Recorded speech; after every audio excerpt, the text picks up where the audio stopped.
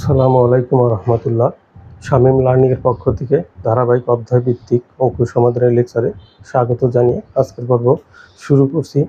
আজকে আমি নবম দশম শ্রেণীর সাধারণ গণিতের অধ্যায় 13 অনুশীলন 13.1 সসীম ধারার 17-18 নম্বর অঙ্কের সমাধান করব।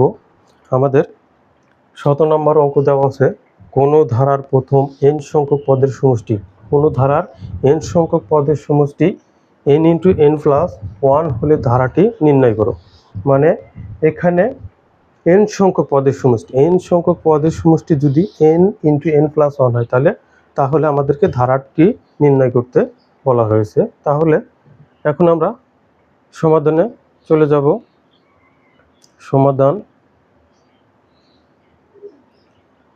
17।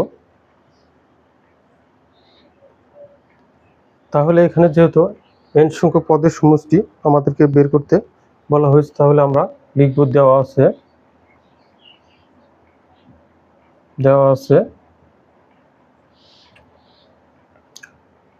n সংখ্যক পদের দেওয়া আছে ধারাটির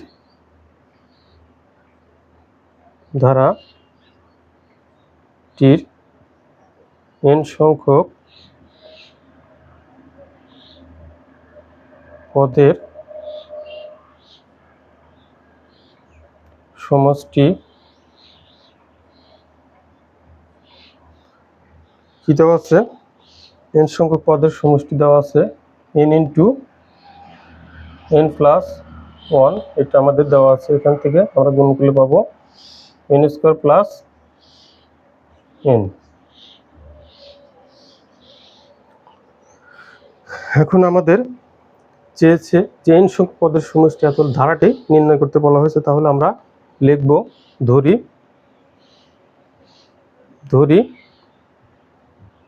n ইকুয়াল 1 2 3 4, এভাবে যেতেই থাকবে। তাহলে আমরা এখন লিখব n ইকুয়াল 1 হলে, যেহেতু এটা n সংখ্যক পদের সমষ্টি, তাহলে n ইকুয়াল টু আমরা এভাবে 1 2 3 4 ডট ডট এভাবে যত ইচ্ছে তত পদ সংখ্যা পর্যন্ত আমরা যেতে পারবো। তাহলে n ইকুয়াল 1 হলে আমরা এটা লিখব যে n স্কোয়ার প্লাস 1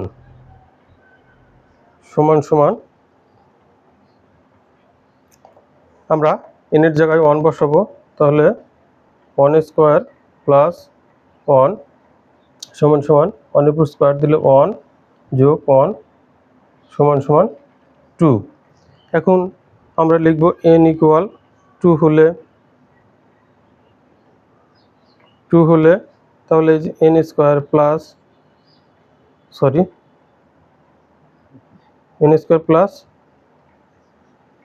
n, তাহলে n এর জায়গায় কী করছে আমরা 1 বসিয়েছি। এখন n স্কোয়ার প্লাস n সমান সমান, এখন আমরা 2 বসাবো। তাহলে 2 স্কোয়ার প্লাস 2 সমান সমান, এখানে 2 স্কোয়ার 4 যোগ 2 সমান সমান 6। এখন আমরা n ইকুয়াল লিখব 3 হলে, তাহলে n স্কোয়ার প্লাস n সমান কত হবে? তাহলে 3 পুর স্কোয়ার যোগ 2 সমান সমান 3। তাহলে 3 পুর স্কোয়ার, এটাকে আমরা গুণ করলে পাবো 3 3 9 যোগ 3 সমান সমান 12। এভাবে কি মানে চলতেই থাকবে, সেটাকে আমরা ডট ডট দিয়ে প্রকাশ করলাম যে n equal to 1, n equal to 2, n equal to 3, n equal to 4 এভাবে চলতে থাকবে। সেখানে ধারাটিকে আমরা ডট ডট দিয়ে দেখিয়ে দিলাম। এখন আমরা যে এই যে পদের সমষ্টি যে বের করলাম, সেটি নিয়ে আমরা এখন কাজ করব।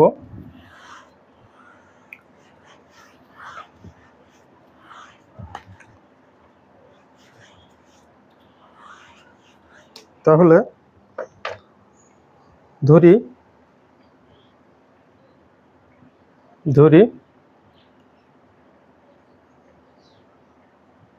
প্রথম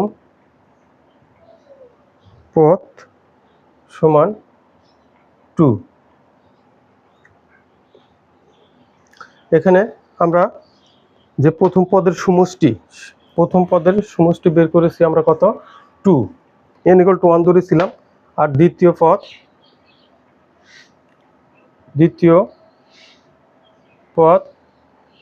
আমরা বের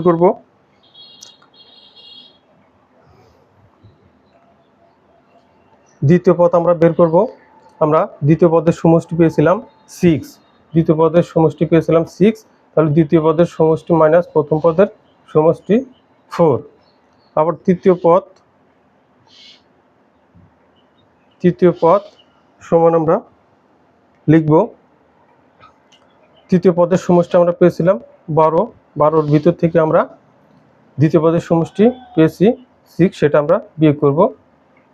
এখানে আমরা ধরেছি যে প্রথম পদ হচ্ছে 2, প্রথম পদটা হচ্ছে 2, আর দ্বিতীয় পদ আমরা বের করব। এখানে যে দ্বিতীয় পদের সমষ্টি পেয়েছিলাম 6, সেটার ভিতর থেকে আমরা এই যে প্রথম পদের সমষ্টি বিয়োগ করব। আবার তৃতীয় পদ সমান পাবো, তৃতীয় পদের সমষ্টি ছিল কত, 12, সেখান থেকে আমরা তৃতীয় পদের সমষ্টিকে বিয়োগ করলাম। আশা করি তোমরা বুঝতে পেরেছো। এভাবে মানে চলতে থাকবে, সেটাকে আমরা ডট ডট দিয়ে বুঝিয়ে দিলাম। যত ইচ্ছে তত বের করা যাবে, কিন্তু আমরা তত বের করব না। সুতরাং এখন আমরা লিখতে পারি, সুতরাং ধারাটি হবে, যেহেতু এইভাবে চলতে থাকবে, এর কোনো শেষ নাই, তাহলে আমরা লিখতে পারি ধারাটি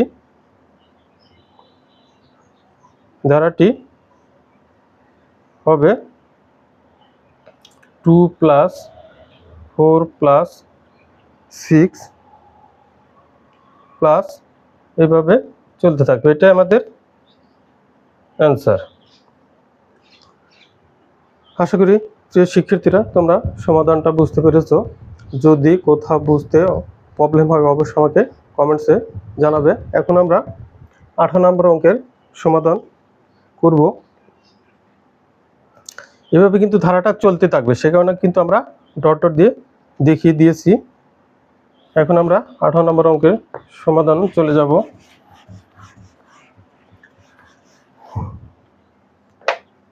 সমাধান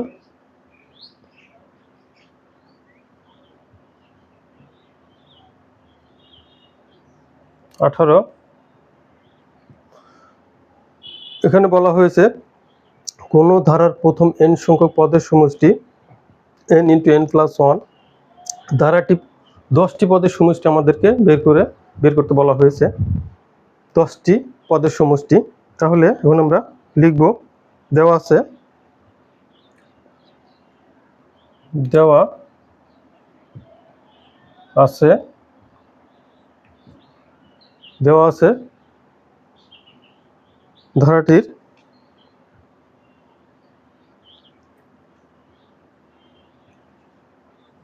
ধারাটির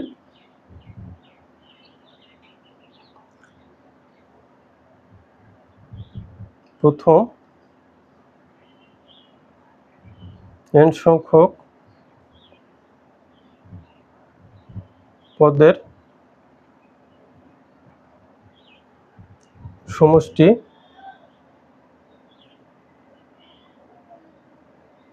দেওয়া আছে, আমাদের দেওয়া আছে n × n + 1, এটা আমাদের দেওয়া আছে।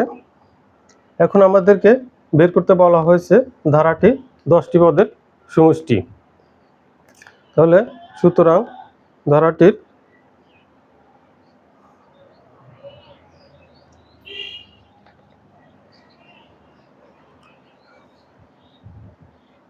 যেহেতু 10টি কথা বলেছি, আমরা এটাকে রাখবো না, তাহলে n এর নিচে আমরা 10 লিখবো, n = 10। এত সংখ্যক পদের সমষ্টি আমরা কি করব, জাস্ট এই যে n এর জায়গায় 10 বসিয়ে দেব। তাহলে 10 + 10 + 1, তাহলে 10 ×